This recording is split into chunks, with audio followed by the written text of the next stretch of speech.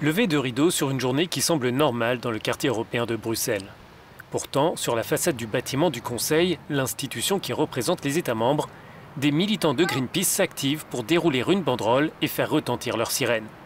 Il s'agit d'interpeller les chefs d'État et de gouvernement de l'Union européenne sur l'urgence climatique.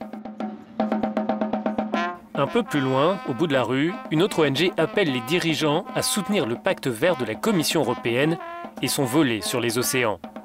L'association réclame dès l'année prochaine la fin de la surpêche. Nous sommes satisfaits par l'ambition et l'engagement du pacte vert, mais nous devons nous assurer que les océans seront au cœur de cette action parce que les océans sont à l'origine de toute la vie sur la planète. C'est aussi le grand jour pour le nouveau président du Conseil européen. Charles Michel semble avoir écouté le message de la société civile. La neutralité carbone est un objectif très important. C'est un signal fort pour l'avenir de l'Europe. Cela veut dire des investissements massifs dans la recherche et l'innovation et de nouveaux projets forts pour l'avenir de l'Europe. Toutefois, la Hongrie, la Pologne et la République tchèque réclament des moyens supplémentaires.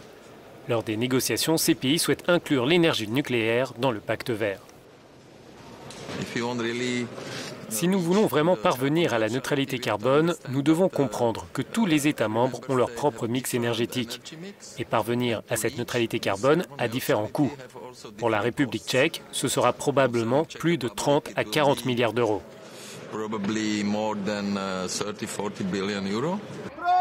Les débats s'annoncent intenses sur le pacte vert et sur le futur budget européen. Un peu plus tard, des producteurs et des exploitants lituaniens ont pris le relais des ONG environnementales dans le quartier européen. Ils souhaitent une meilleure rémunération pour l'agriculture dans les pays baltes. Eux aussi espèrent se faire entendre par les dirigeants de l'Union européenne.